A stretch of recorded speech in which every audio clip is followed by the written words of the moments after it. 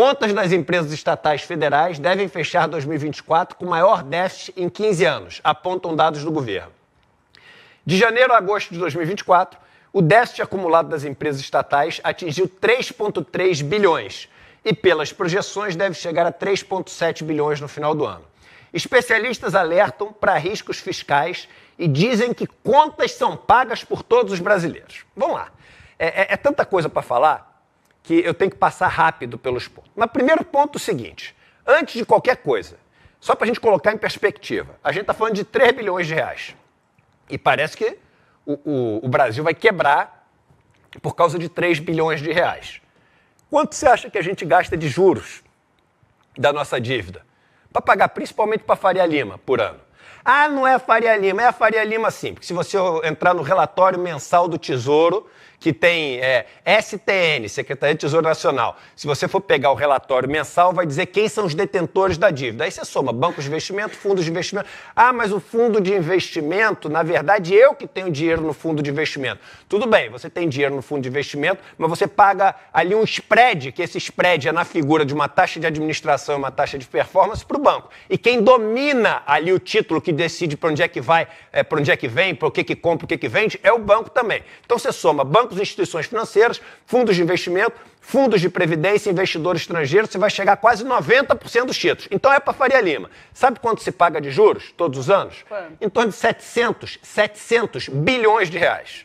700 bilhões de reais, ninguém fala que são todos os brasileiros que estão pagando. Para bacana ficar em Saint-Tropez, entendeu? Para galera ficar em iate estourando champanhe, para galera viajar para Portugal para fazer reunião com o ministro, ninguém fala isso.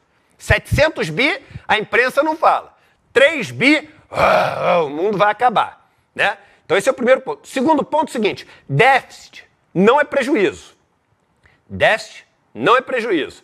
O que é o déficit? Você gasta mais do que você recebe de receita. Só que, por exemplo, várias estatais, elas recebem aporte do governo. Então, vamos supor que você recebe um aporte de 10 bi para fazer vários investimentos. O governo vai lá e põe 10 bi. O que acontece? Nos anos seguintes ao que ela pôs 10 bi, ela vai gastar 2 bi para investir, 1 bi para investir, 3 bi para investir. Isso vai aparecer como uma saída. Então, vai aparecer como se estivesse tendo tem um déficit, mas para as pessoas vai parecer como se fosse prejuízo. Não é prejuízo, é investimento. Por isso que o nome não é prejuízo. Você acha que se fosse prejuízo o pessoal ia perder a chance de colocar prejuízo? Mas não põe. Então, por exemplo, você pega a Casa da Moeda, vai aparecer com déficit e teve lucro, um dos maiores lucros.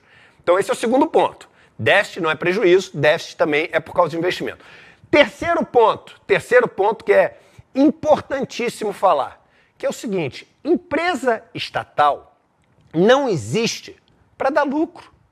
Empresa estatal existe, e só tem que existir nesse sentido, quando ela oferece para a população um serviço ou até um produto que a população precisa para poder ter qualidade de vida e que você não pode depender da empresa privada que vai maximizar o lucro em vez de maximizar a dignidade e a oferta de serviço público para a população. Então, por exemplo, água. Água é uma coisa que as pessoas precisam ter, tanto a água que chega como a que sai. Tanto a água como o esgoto tem que oferecer uma dignidade para a pessoa. O que deve ser maximizado não é o lucro. Por isso que a gente fala, e os países do mundo inteiro, os capitalistas desenvolvidos, estão todos reestatizando a questão da água. Energia não dá para faltar, porque senão o negócio, enfim, vira um caos.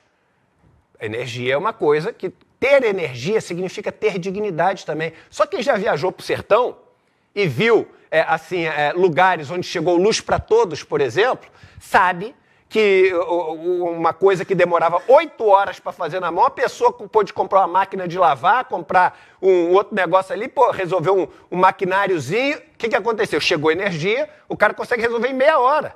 Isso é qualidade de vida. Isso é qualidade de vida. Então tem certas coisas que a gente precisa oferecer. E quando oferece, tem custo. Então vou te fazer uma pergunta. A gente fala que o SUS deu tanto de prejuízo, ninguém nunca fala isso. Por quê? Porque é isso mesmo, é saúde que você está oferecendo para a população e tem um custo oferecer saúde.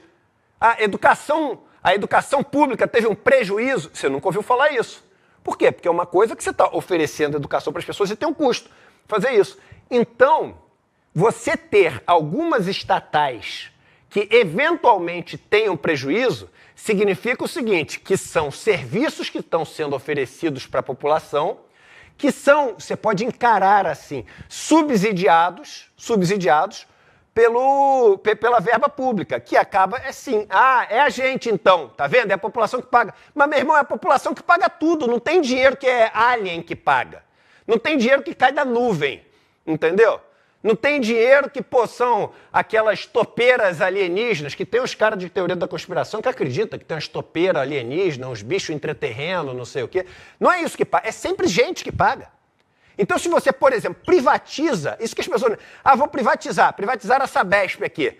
Pô, que bom, porque agora quem vai pagar água e esgoto não é o dinheiro dos brasileiros. É o dinheiro de quem, então, que vai pagar água e esgoto? Quem é que vai pagar para a empresa privatizada, água e esgoto? Quem é que vai pagar para a empresa privatizada? Energia.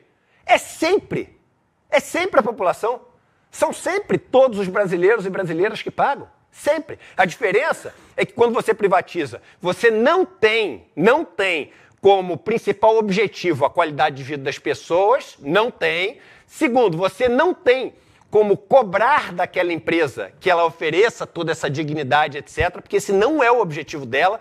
Mas tem contrato, etc. Eu não preciso nem discutir esse negócio, é só olhar o histórico, que não é esse o objetivo dos caras, e as pessoas ficam na mão. E aí o que esses caras fazem? Eles sobem o preço. E aí não só é a população, todos os brasileiros que pagam também, só que todos os brasileiros, nesse caso, costumam pagar mais caro depois que você privatiza. Dito tudo isso, quer dizer então que as estatais no Brasil estão uma maravilha? É claro que não. É claro que não. E, como as empresas privadas também não estão, é claro que você tem que ter o tempo inteiro a preocupação em modernizar as estatais, modernizar os processos, digitalizar os processos, otimizar, fazer essas empresas estatais oferecerem o melhor serviço possível com o menor custo. É claro que você tem que fazer estatais cada vez melhores, mas o Brasil tem exemplos muito ruins de estatais, mas tem exemplos espetaculares de estatais. Olha o que o Brasil construiu com a Embraer, por exemplo, Embrapa, tantos exemplos aqui no Brasil. Então, assim, é uma abordagem da grande mídia que foi leviana ontem. Primeiro, para falar de déficit como se fosse prejuízo, né? Segundo, sem contextualizar a história. Quando você olha lá no final da matéria, ele contextualiza. Mas aí ninguém lê final de matéria. Ninguém lê final de matéria. Então é importante a gente trazer todos esses pontos.